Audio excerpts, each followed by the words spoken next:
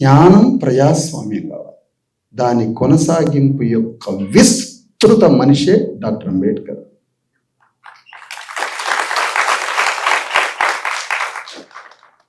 అంబేద్కర్కి జ్ఞానం, అసలు అంబేద్కర్ తన గురువుగా మార్క్స్ని తీసుకోలే. స్పిరిచువల్ డెమోక్రసీ కోరి ఆధ్యాత్మిక ప్రజాస్వామ్యం కోసం యుద్ధం చేస్తున్న కబీర్ నా గురువు అన్నాడు. ఆయన సమయంలోనే రష్యాలో సోషలిజం స్థాపిస్తున్న స్టాలిన్, లెనిన్లని పక్కకి పెట్టి నాకు కబీర్ గురువు అన్నాడు.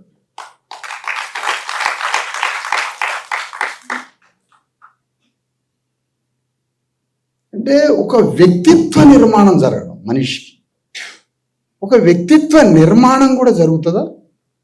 జరుగుతుంది. వ్యక్తి నిర్మాణం, వ్యక్తిత్వం, తత్వంతో నిర్మాణం జరగాలి మనిషి. మాట్లాడితే తమిళనాడు అంటున్నాం. తమిళనాడు ప్రపంచం నిర్మాణం కావడానికి కారణం ఏమిటి? శత్రువుని వారు గుర్తుపట్టారు కాబట్టి. మరి మన ప్రపంచం ఏమిటి? తెలంగాణ ప్రపంచం శత్రువుని మిత్రులు అనుకుంటున్నావు కాబట్టి. భగవాన్ ఎవడో సైతాన్ ఎవడో వాడు గుర్తుపెట్టిండు. నువ్వు సైతాన్తో కలిసి రోజు కలిసి ప్రయాణం చేస్తున్నావు. సైతాన్తో జ్ఞానం నీకు రావద్దని, జ్ఞానం నీ చెంతకి చేరొద్దని, అసలు జ్ఞానం అంటూ ఒకటి ఉందన్న సంగతి కూడా నీకు తెలవద్దని, జ్ఞానం నీ పరిధికే రావద్దని, యాన్సిస్టర్ ఎనిమి వేల సంవత్సరాలుగా ఒక వారసత్వ శత్రువు నీ కోసం పనిచేస్తుండయా? ఇది ఎక్కడి దేశంరా బాబు?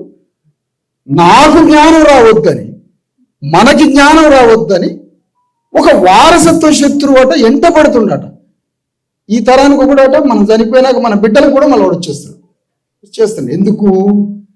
ప్రోగ్రామింగ్ చేయాలి మన మెదళ్లలో. ఒక ప్రోగ్రామింగ్ నిర్వహించాలి. ఆ ప్రోగ్రామింగ్ ద్వారా నువ్వెప్పుడు శూద్రుడి ధర్మంలోనే ఉండాలి. అందుకనే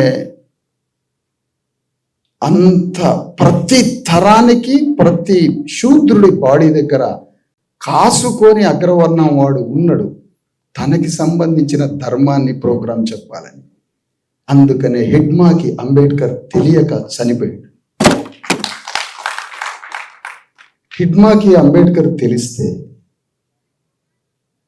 కథ వేరే ఉండేది. అంబేద్కర్ తెలియకుండా హిడ్మా చనిపోయాడు. ఛాన్స్ లేదుగా. ఇంకేం ఛాన్స్ ఉంది? హిడ్మాకి అంబేద్కర్ తెలిసే అవకాశం లేదుగా. తెలిస్తే దేశమే మారిపోయేది. ఎందుకు? కమిట్మెంట్ అనేటువంటి, ప్రజల కోసం కమిట్మెంట్ అనే ఒక తత్వం ఉంటుంది చూసారా, అలాంటి వాళ్ళు అరుదుగా పుడతారు. శక్తి ఉన్నోడికి అంబేద్కర్ తెలియకుండా పోయాడు. ఇట్లా కొన్ని చావులు జరుగుతుంటాయి.